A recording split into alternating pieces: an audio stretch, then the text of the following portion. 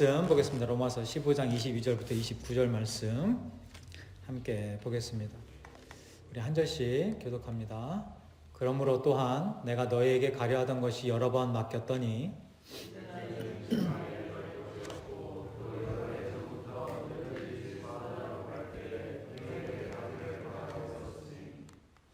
이는 지나가는 길에 너희를 보고 먼저 너희와 사귐으로 얼마간 기쁨을 가진 후에 너희가 그리로 보내주기를 바람이라.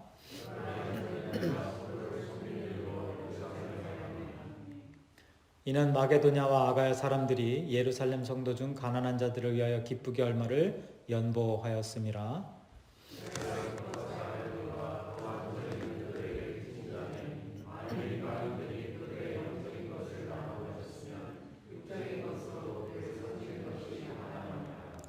그러므로 내가 이 일을 마치고 이 열매를 그들에게 확증한 후에 너희에게 들렀다가 서바나로 가리라. 내가 너희에게 나아갈 때에 그리스도의 충만한 복을 가지고 갈 줄을 아노라. 아멘. 하나님 오늘 주신 말씀 온전히 전하게 하시고 또 이 말씀 통해서 저희들이 또 새로운 것들 깨닫게 하시며 하나님이 기뻐하시는 삶 살아갈 수 있도록 인도하여 주옵소서. 예수님의 이름으로 기도드립니다. 아멘. 아멘. 오늘은 로마서 강의 73번째 시간으로요. 영적 빛을 갚는 삶이라는 제목을 가지고 함께 말씀을 나누도록 하겠는데요. 오늘 본문 말씀은 바울의 그 당시의 선교 계획과 그리고 이 영적 빛을 갚는 삶의 모습은 어떤 모습인가에 대한 내용이 담겨져 있습니다. 그러니까 바울의 그 선교 계획 가운데에서 이렇게 스며 있는 이렇게 담겨져 있는 그 내용들이 선교적 삶은 이런 거구나, 이런 것들이 저희들에게 깨닫게 되어진다는 뜻이겠고요. 그래서 또한 이 영적 빛을 갚는 삶의 모습, 이게 어떤 모습인가, 이런 것들이 연결되어져서 담겨져 있는데, 오늘 이 말씀을 쭉 묵상하시면서 선교적 삶은 무엇인가? 라는 그 질문에 답을 하나씩 이렇게 찾으면서 함께 말씀을 묵상하면 좋을 것 같습니다. 근데 제목은 영적 빛을 갚는 삶이고요. 이 내용 가운데 선교적 삶의 모습은 무엇인가라는 질문의 답을 찾아보는 시간이 되어질 텐데요. 오늘 본문을 보면은 이 지명 이름이 여러 군데 나옵니다. 이 성경을 읽을 때 예전에 그랬어요. 제가 이렇게 성경을 딱 읽을 때 가장 힘들었던 게 지명 이름과 사람 이름이 많이 있으면 힘들었어요. 그죠? 특히 제가 성경을 잘 몰랐을 때, 그러니까 뭐 사역자도 한참 되기 전에는 이게 사람 이름인지 지명 이름인지 건물 이름인지 도시 이름 전혀 구별이 안 됐던 거죠. 예, 그러니까 뭐 느부갓네살이 왕인지 아니면 이게 무슨 어느 나라 이름인지 뭔지 전혀 몰랐다라는 거죠. 그래서 제가 이제 성경을 쭉 공부하면서 이렇게 특별히 이제 지명이 나올 때에는 어느 곳인지 이 지도를 찾아보고 나서 말씀을 묵상하면 좀 이해가 쉬웠어요. 그래서 오늘 여러분들이 이 6가지의 지명이 나오는데 이 관계를 잠깐 지도를 통해 보시고 나서 말씀을 쭉 묵상하시는 게 좀 도움이 되겠다 싶어서 제가 지도를 가지고 왔는데요. 먼저 이제 로마가 있어요. 이제 바울이 로마로 가기 위해서 이제 로마가 여기에 있어요. 그리고 여기에 보면 이 지방이라는 말이 있습니다. 여기 오늘 본문에 보면 여기선 더 이상 내가 할 일이 없다라는 그곳이 바로 고린도예요. 그러니까 고린도에 있을 때 바울이 로마에 편지를 썼기 때문에 그렇고요.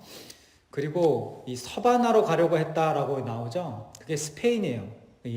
그리고 요나서에 나오는 좀 이따 보겠지만 다시스가 바로 스페인입니다. 그래서 고린도에서 지금 편지를 쓰는 거예요. 내가 이제 선교 계획이죠. 내가 서바나로 가고자 하는데 갈 때 로마를 들려서 서바나로 가고 싶다. 이런 이야기를 해요. 그런데 그렇게 못한다. 왜? 내가 예루살렘에 가야 되기 때문에 못 간다라는 이야기가 내용이에요.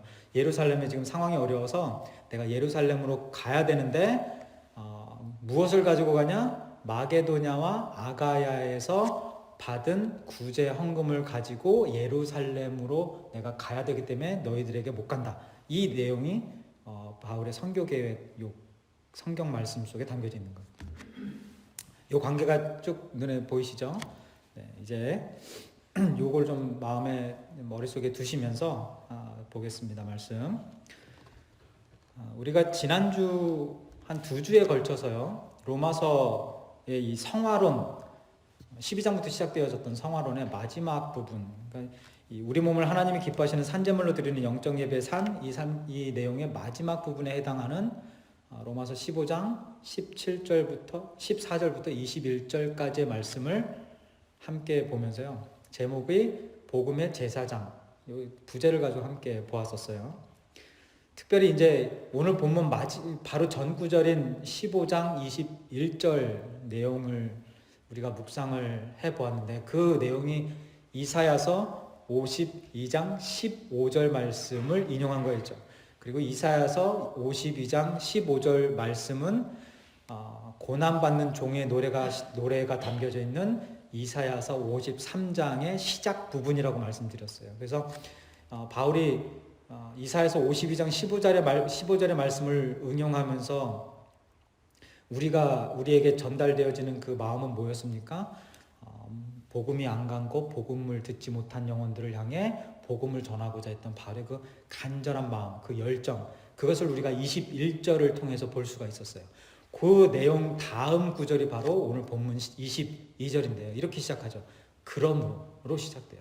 그러니까 요 그러므로라는 요 한 마디 안에 뭐가 다 어떤 의미가 담겨져 있는 거예요? 뭐가 다 함축되어져 있는 거예요? 바울이 이방인들, 안 믿는 자들, 이 영혼 구원에 대한 그 간절한 마음이 이 그러므로라는 접속사 안에 다 담겨져 있는 거예요. 내가 그들을 그렇게 사랑하는 것 같이 이방인들을 향해 복음을 전하고자 하는 그 열정을 가지고 있는 나의 마음이다. 그러므로 또한 그래서 내가 너희에게 로마에 가려고 했던 것이 여러 번인데 그 길이 막혔다라는 내용이 바로 22절 내용인 거예요. 그러면서 이제 23절에 이제는 이 지방에 일할 곳이 없고, 이 지방이 바로 고린도라고 말씀드렸어요. 또 여러 해 전부터 언제든지 서바나로 갈 때에 너희에게 가기를 바라고 있었으니. 아까도 말씀드렸지만 로마서는 바울이 고린도에 있었을 때 더디오의 손을 빌어서 쓴 서신서입니다. 그래서 여기에서 이 지방이 그래서 고린도예요. 또 서바나는요, 아까 또 보았지만 구약의 다시스고요. 그리고 지금의 스페인입니다. 이 지도상으로 보면은 여기 다시 한번 좀 볼까요? 이 로마 완전 끝에 있잖아요. 그래서 이렇게 지도상의 서쪽 왼쪽 끝에 있어요. 그래서 옛 사람들이 서바나를 땅 끝으로 여겼어요. 땅 끝으로 여겼어요. 여보, 예준이가 저기서 보고 있어요. 좀 표정이 안 좋은데 왜 그럴까? 죄송합니다. 이 서바나는 그 당시 사람들에게 있어서 땅 끝으로 여김을 받았어요. 여러분, 하나님께서 요나에게 니느웨, 지금의 이라크예요. 저쪽 위쪽인데 니느웨로 가라고 하셨을 때 하나님의 얼굴을 피하려고 니느웨의 정반대쪽인 어디로 도망갔죠? 다시스로 도망갔죠. 그게 서바나, 스페인이에요. 왜 서바나였을까요? 다른 것도 많은데 이곳이 땅 끝으로 여겼기 때문에 그래요. 그러니까 땅 끝, 하나님을 피해서, 그 얼굴을 피해서 땅 끝으로 도망가고자 했던 게 요나의 마음이었던 거죠. 자, 이제 23절 정리하겠습니다. 고린도에 머물면서 복음 전파 영혼 구원 사역을 충실히 이루어냈던 바울이요, 이제 더 이상 그 지역에서, 고린도 지방에서 할 일이 없다는 것을 깨닫게 되어지고, 그래서 로마를 지나서 땅 끝인 서바나로 가고자 했던 것이, 이게 바로 바울의 선교 계획이었어요. 그러니까 여기서 우리는 예수님께서 우리에게 주신 마태복음 28장의 지상명령과 이 사도행전 1장 8절의 선교 사명을 이루고자 하는 바울의 마음을 알 수가 있는 거죠. 특별히 사도행전 1장 8절에 뭐라고 말씀하십니까? 성령이 너에게 임하시면 너희가 권능을 받고 예루살렘과 유다와 사마리아 어디까지요? 땅 끝까지 이르러 내 증인이 되리라. 이 땅 끝, 이 마음을 품었던 거예요. 그래서 서바나까지 가서 복음의 사람으로, 복음의 제사장으로, 이방인 선교사로 자기의 일을 충실히 행하고자 했던 게 바울의 마음이었다라는 거죠. 사도행전 1장 8절 한번 다시 볼까요?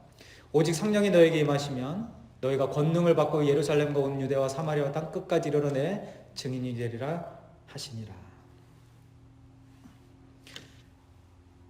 이게 바울의 그 선교 열정이었던 거죠. 땅 끝까지, 서바나까지 가고자 했던 거. 자, 선교적 삶이란 선교 사명을 이루기 위해 어떤 마음을 품는 걸까요? 땅 끝까지 복음 전하기를 갈망하는 삶이다. 땅 끝까지. 저와 여러분에게 있어서 땅 끝은 어딜까요? 어디든이겠죠. 어디든. 그리고 직접 가지 않아도 지금은 땅 끝도 내가 서 있는 이곳에서 복음을 전할 수 있는 엄청난 테크놀로지를 하나님께서 선물로 주셨다. 그래서 땅 끝까지 어디에서든지 어느 곳에서든지 누구에게든지 복음 전하기를 갈망하는 삶이 바로 선교적 삶이다라는 겁니다. 자, 이제 24절 말씀 보겠습니다.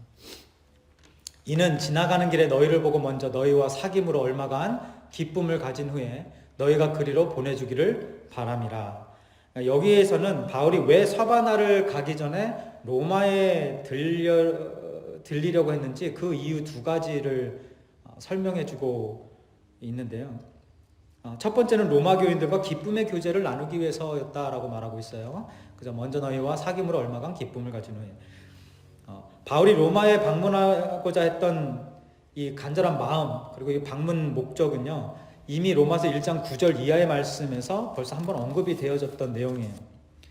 로마서 1장 9절부터 15절 말씀을 보면 바울이 로마 교회, 로마 성도들을 만나고 방문하고자 했던 목적 세 가지가 기록되어져 있습니다. 우리가 말씀을 그 구절을 보면서 나누었던 내용이에요. 얼마 안 됐어요. 나눈 지. 한 2년 정도밖에 안 된 것 같아요. 기억하시게 될 수 있으실까요? 세 가지, 방문 목적 세 가지. 신령한 은사, 들으시면 기억나실 거예요. 신령한 은사를 나눠주기 위해서. 그렇죠? 그들의 영적 성장을 도모하기 위해서, 그리고 그들로부터 영적 위안을 받기 위해서, 격려받고 힘을 받기 위해서, 그리고 열매를 맺게 하기 위해서, 이 영혼 구원을 위해서, 이 세 가지를 위해서 내가 로마 교회에 너희들에게 방문하고 싶다. 이게 로마서 1장 9절부터 15절 내용 안에 담겨져 있는 말씀이에요. 이렇게 복음 사역에서 절대로 빠져서는 안 될 중요한 요소 세 가지를 로마 교인들과 함께 나누면서 서로 기쁨의 교제를 나누고자 했던 것이 이 로마 교회를 방문하고자 했던 이유이자 또 바울의 소망이었던 것입니다. 이것이 첫 번째 이유고요.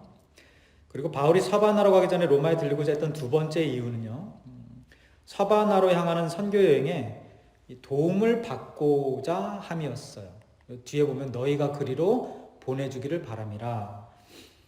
여기에서의 너희는 로마 교인들이고 그리로는 다시 쓰고 그리고 보내주기를 바란다. 이건 선교 여행을 이야기하는 거죠. 다시스가 아니라 서바나.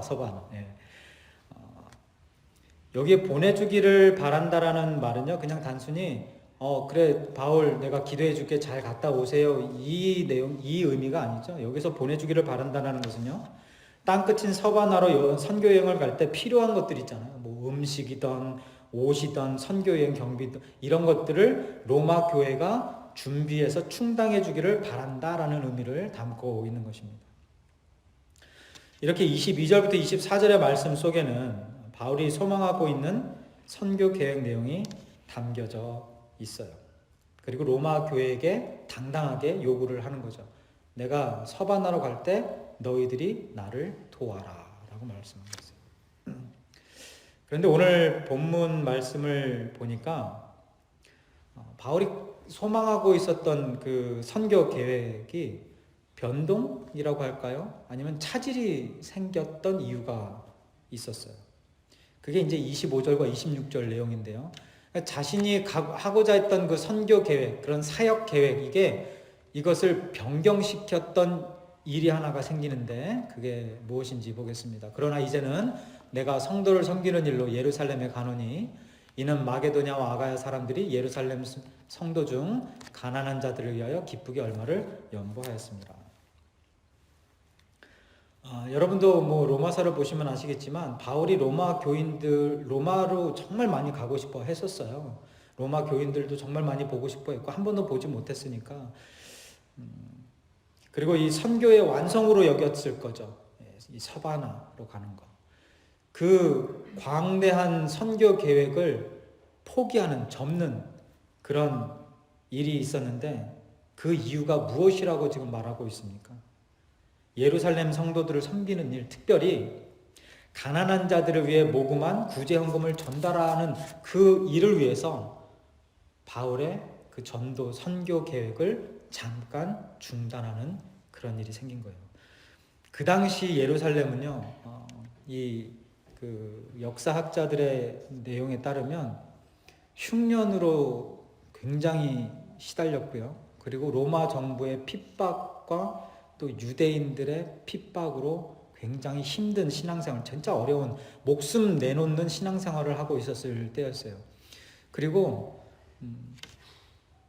어떤 무리들이 있었는데요. 그 무리들은 그리스도인을 따르는 자들 또는 그리스도를 믿는 자들을 죽여서 그의 피로, 죽인 그 사람의 피로 하나님께 제사 드리는 것을 하나님께 예배 드리는 걸로 알았던, 그것을 실제로 했던 사람들이, 그런 무리들이 있었다고 합니다.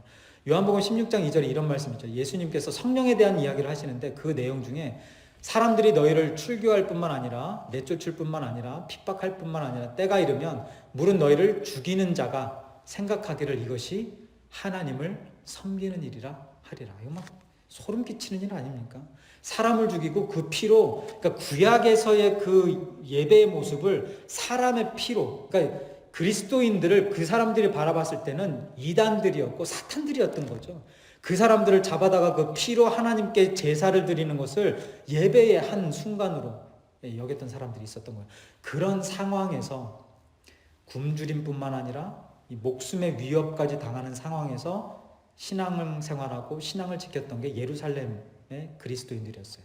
그 소식을 들은 바울이 그들을 돕기 위해서 자기의 계획을 다 내려놓고 예루살렘으로 향하려고 했던 거죠. 아까 보셨죠? 고린도에서 다시스 그 서바나는 왼쪽 끝이고요. 예루살렘은 오른쪽 끝에 있어요. 완전 반대 방향이에요. 그런.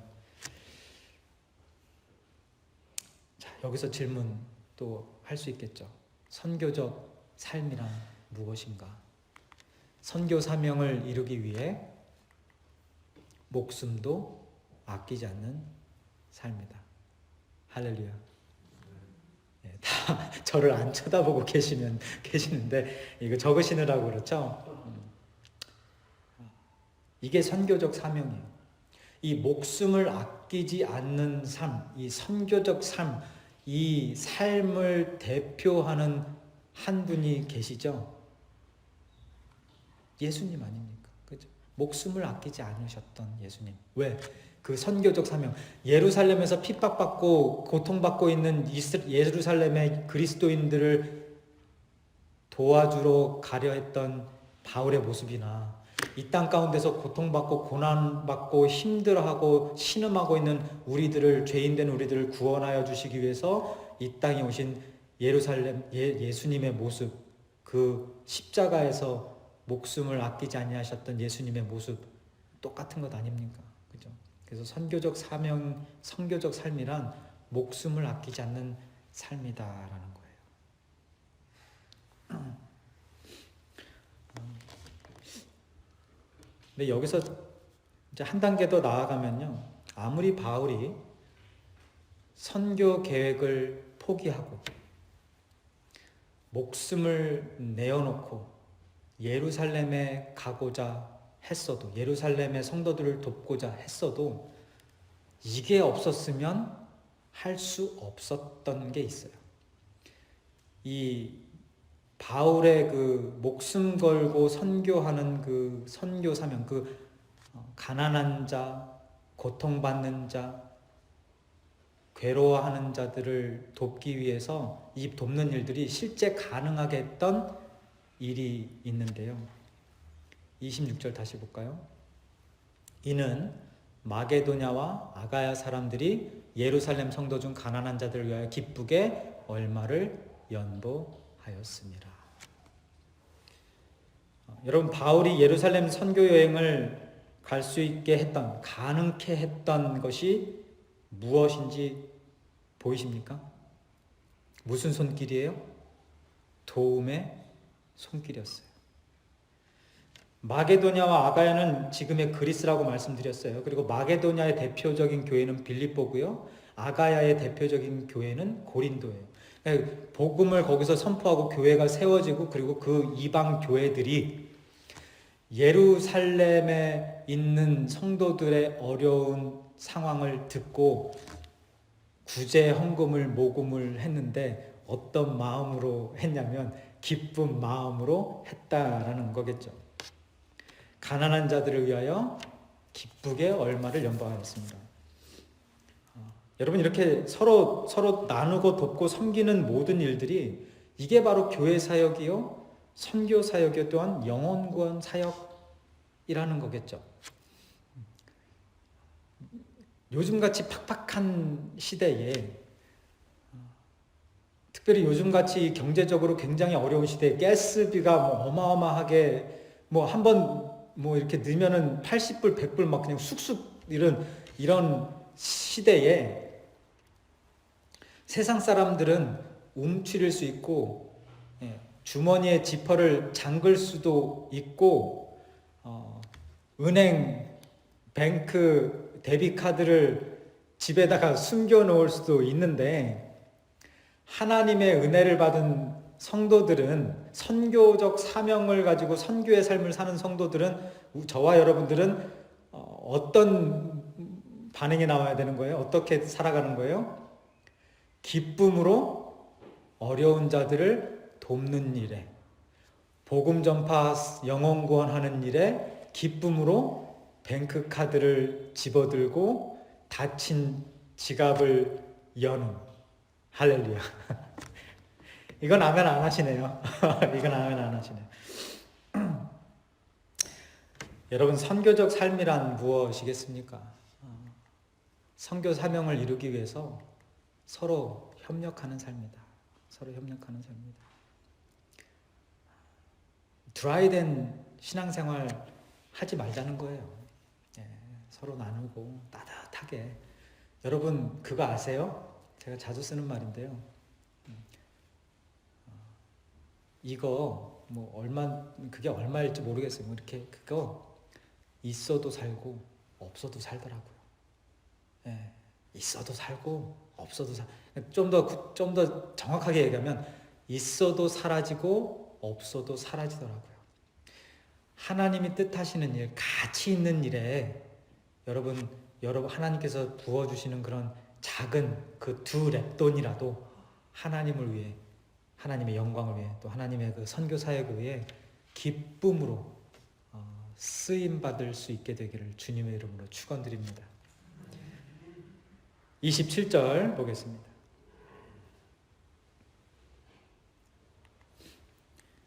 저희가 기뻐하였거니와 또한 저희는 그들에게 빚진 자니, 만일 이방인들이 그들의 영적인 것을 나눠 가졌으면 육적인 것으로 그들을 섬기는 것이 마땅하니라. 여기서 기뻐서라는 말을 다시 한번 언급하고 있어요. 이 선교 헌금을 비롯해서 주일 헌금, 11조, 사역 부담 비용, 모든 이런 물질적 드림과 나눔은 구원받은 그리스도인들을 통해서 볼 수 있는 당연한 모습이고요. 그리고 그들의 마음이 기쁜 마음으로 또는 빚진 자의 마음으로 그런 일들을 행하게 되더라라는 거예요. 여러분, 여기 보니까 영적인 것, 육적인 것이라고 번역하고 있는데, 영어 성경에 보면은 spiritual blessings and material blessings, physical blessings, 이렇게 blessing이라고, 축복이라고 이야기를 하고 있어요. 영어로 보겠습니다. They were pleased to do that. 그러니까 마게도냐와 아가야에 있는 이방 교회들이 기쁨으로 도네이션을 했다는 거예요. And indeed they owe it to them. 뭔가를 오해했다는 거죠. For if the Gentiles have shared in the Jews' spiritual blessings. 그러니까 영적 축복을 유대인들 예루살렘에 있는 성도들로부터 축복을 받았으면 and they owe it to the Jews to share with them their material blessings. 육적 축복을 그들에게 나눠주는 것이 마땅하다라고 이야기를 하고 있는 거예요. 저는 이 구절 보고 좀 놀랐어요. spiritual blessing, 그러니까 구원의 축복을 받고 복음을 전해 듣고 예수 그리스도를 영접하고 구원의 기쁨을 누리는 이 spiritual blessing을 받은 자로서 해야 될 일이 있는데 그게 뭐냐고 바울이 이야기하고 있냐면 you pay them back with the material blessings if they need it. 그들이 만약에 material blessing, 이 육적 필요를 느끼게 된다면 그 육적 필요를 갚는 것이 마땅하다라고 이야기를 하고 있다라는 거죠. 여러분 교회에서나 어디에서나 그런 일들이 우리가 헌금하는 거 굉장히 저는 큰 깨달음을 얻게 된 거죠. 그냥 하나님께 우리에게 부어주신 그 축복을 10분의 1이든 뭐 100분의 1이든 그냥 이렇게 드리는 것, 감사함으로 드리는 것, 그냥 사역에 잘 사용하여 주시옵소서, 그냥 내 직분 감당하기 위해서 아니면 내 체면 때문에 뭐 이렇게 드리는 그런 것만이 헌금의 목적이 아니라 내가 빚진 그 빚을 갚는 그 모습이 바로 헌금이었다라는 거죠. 그러니까 헌금은 기쁨으로 드리는 것이고 헌금은 빚진 자의 마음으로 드리는 것이며 헌금은 영적 빚을 갚는 방법 중 하나이다라는 것이 이 말씀을 통해서 깨닫게 되어지는 거예요.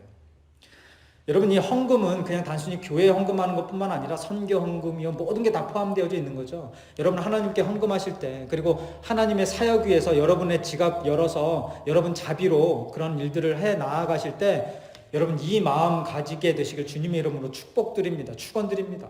예, 기쁜 마음으로 하는 것이고요.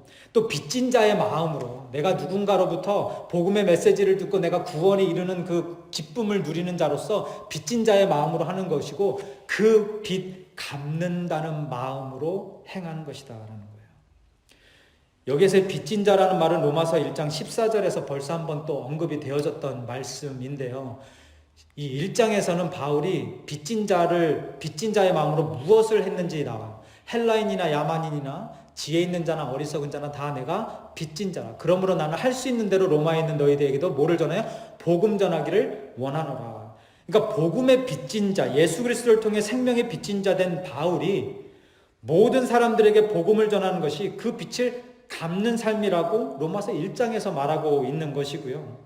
그리고 그 축복받은 구원받은 우리들이 material blessing을 통해서 한 영혼을 구원하고 한 영혼을 돕는 것이 또한 빚진 자의 모습이다라는 거예요.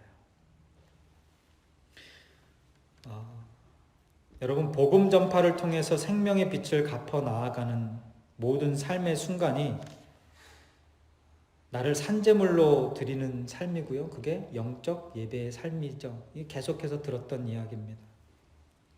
그리고 한 가지 덧붙이자면 복음 전파뿐만 아니라 하나님께서 주신 그 material blessing을 통해서 하나님의 일을 감당해 나아가는 것, 이것이 바로 선교적 삶의 모습이요 내 삶을 거룩한 산제물로 드리며 영적 예배 드리는 삶이다라는 겁니다. 그래서 네 번째 마지막으로 선교적 삶이란 선교 사명을 이루기 위해 기쁜 마음으로 영적 빛을 갚아나가는 삶이다.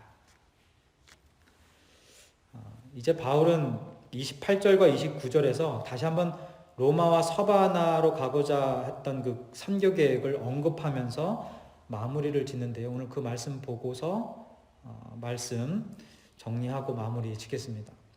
그러므로 내가 이 일을 마치고 그 열매를 그들에게 확증한 후에 너희에게 들렀다가 서바나로 가리라. 내가 너희에게 나아갈 때에 그리스도의 충만한 복을 가지고 갈 줄 아노라. 이 고린도에서 로마를 거쳐 서바나로 가고자 했던 바울의 선교 계획이 틀어지고 이 마게도냐와 아가야에서 모인 그 구제헌금을 가지고 목숨 걸고 예루살렘으로 가고자 했던 바울의 그 선교적 삶의 모습이 오늘 본문에 쭉 담겨져 있었던 거죠. 이렇게 선교적 삶에 대한 귀한 깨달음을 주는 본문 말씀이 오늘 내용인데, 그래서 제목을 선교적 삶이란 무엇인가 이렇게 하면 너무 좋잖아요. 근데 제가 왜 영적 빛을 갚는 삶이라고 정했을까요? 여러분, 바울이 땅끝 서바나와 로마에 가서 복음 전하기를 소망했던 이유나 예루살렘 성도들에게 구제헌금을 전달하고 그들을 섬기기 위해 자신의 선교 계획을 변경하고 목숨을 내놓는 그런 일들을 하게 된 이유나, 또 마게도냐와 아가야의 이방 교회들이 고통받는 예루살렘 성도들을 위해 기쁨으로 구제헌금을 모아서 드렸던 이유, 이 전도, 양육, 선교 이 사명을 기쁨으로 감당해 나아가는 성도들의 마음속에 평생 자리 잡고 있어야 될 마음이 바로 예수 그리스도를 생각하면서 가져야 될 그 마음이 바로 무슨 마음이요? 영적 빛을 갚는 삶 살자, 이 마음이기 때문에 그런 겁니다. 내가 복음을 전하고 내 몸을 하나님 기뻐하시는 산제물로 드리고 영적 예배를 드리고 하나님께 영적 육적 예물을 드리는 것, 이거 다 뭐 때문에 한다고요? 주님께 진 영적 빛 갚는 일이기 때문에 하는 거예요. 내가 성도들을 위해 서로 나누고 서로 섬기고 희생하는 것, 이거 영적 빛 갚는 일이라는 겁니다. 다음 세대, 아까 우리 장로님 다음 세대 위해서 기도하시는데 제가 너무너무 감사한 거는 우리가 이제 다음 세대를 위해, 보이지 않는 다음 세대를 위해 기도하는 게 아니라 1시 반에 예배를 드리는 그 아이들 한 명 한 명, 우리 전도사님 포함해서 그 한 명 한 명을 생각하면서 다음 세대를 놓고 기도할 수 있다라는 그 축복, 이게 너무너무 감사해요.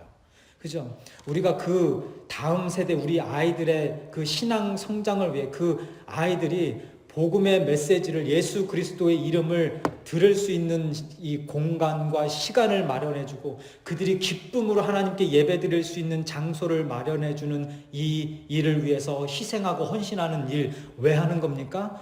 예수 그리스도께 빚진 그 빚 갚는 일이기 때문에 하는 거예요. 조금 더 나아가서 그 아이들이 저희들의 그런 헌신과 희생을 통해서 우리에게 빚진 자 되어지는 그 일이 일어나기를 소망하는 거죠. 그래서 그 아이들에게 너희들 나에게 진 빚 갚아라 해요. 어떻게 갚아요?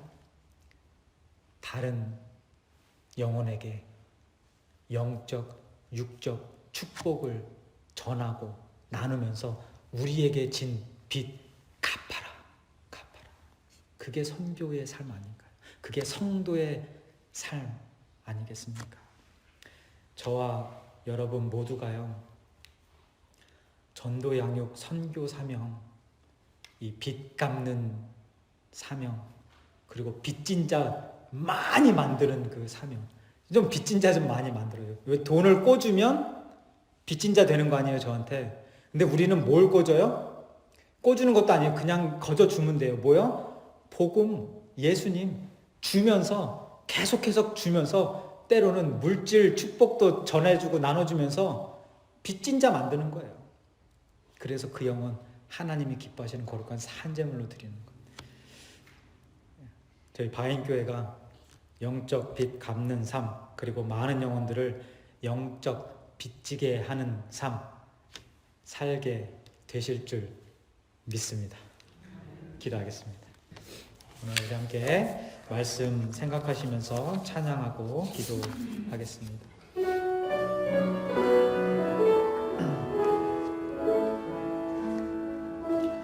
우리 보좌 앞에 모였네. 함께 주를 찬양하며 하나님의 사랑 그 아들 주셨네.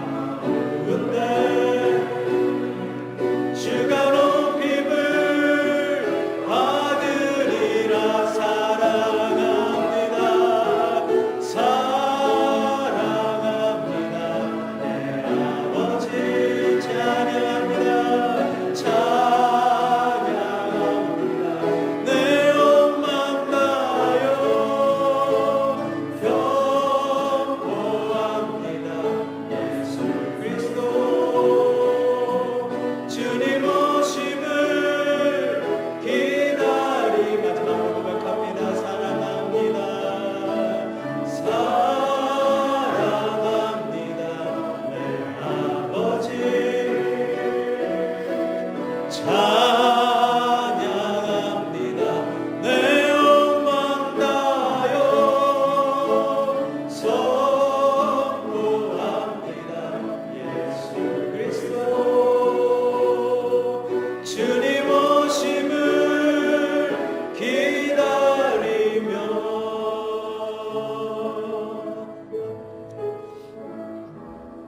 오늘 이 시간 우리 함께 기도하며 나아갈 때 본문 속에서 보여지는 그 바울의 선교적 사명, 그 선교적 마음, 나도 갖게 하여 주시고 빚진 자로서 살아가는 그 삶, 감사하게 기쁨으로 살아갈 수 있도록, 사라질 수 있도록, 그래서 주님 오심을 기다리며 주님 오시는 그 순간까지 하나님 안에서 온전히 세워져 나아가는 바인교회 되게 하시고 바인 성도 되게 하여 주옵소서. 우리 그런 마음으로 기도하며 나아가겠습니다. 하나님, 오늘 이 시간 하나님 아버지 다시 한번 기도하며 간절히 소망하며 나아갑니다. 주님 오시는 그날까지 빚진 자로서의 그 거룩한 삶, 그 축복된 삶, 기쁨으로 살아갈 수 있도록 아버지 하나님 역사하여 주옵소서. 빚진 자 된 삶을, 그 사역을 감당해 나아가는 것이 바로 우리 바인교회가 되어지게 하여 주시고, 많은 빚진 자를 양성해내는 하나님 아버지 앞에 산재물로 드리는 영혼들이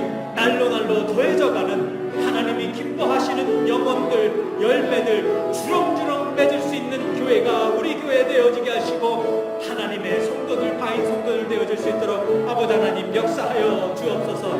빚진 자 된 마음으로, 기쁨으로 영적 축복과 물질적 축복도 감사함으로 나누고자 합니다. 아버지 하나님 홀로 영광 받아 주시되 하나님이 뜻하시는 일, 하나님이 이루고자 하시는 그 선의 일 이루어 나아가 주옵소서. 예수 그리스도가 오시는 그날까지 예수 그리스도와 함께 동행하며 나아갈 때에 아버지 하나님 우리 바린교회가 하나님의 그 선교적 사명, 그 선교적 삶 이루어 나아갈 줄 믿사오니 아버지 하나님 우리들을 통하여서 하나님의 그 일들을 이루어 나아가는 가운데 이 세상이 복음으로 가득하게 하여 주시고 축복으로, 은혜로, 하나님의 사랑으로 흘러 넘쳐나게 하여 주시고, 특별히 하나님 우리 바인교회를 통하여서 한 번도 경험하여 보지 못한 하나님의 그 능력의 손길을, 하나님의 그 은혜의 손길을,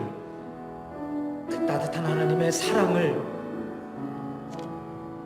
온 천하의 땅 끝까지 전하는 하나님의 귀한 바인교회 되게 하여 주옵소서. 오늘도 하나님 우리가 예수 그리스도의 그 십자가와 그 생명과 그 피, 그 보혈의 빛을 진 자로서 하나님이 우리에게 주신 지상명령과 선교사명 기쁨으로 감당하며 그 빛 갚는 일 완성하는 그날까지, 예수님 오시는 그날까지 바인교회 지켜주시고 세워주시고 함께 동행하여 주옵소서. 이제는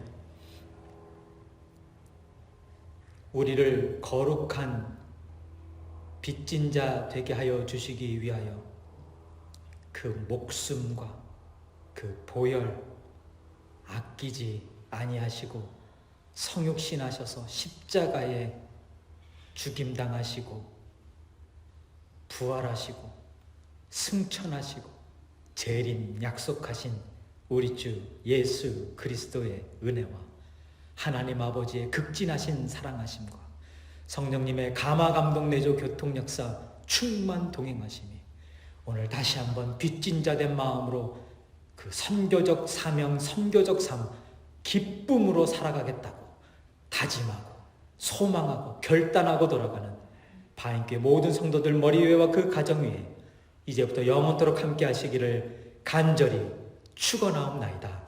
아멘.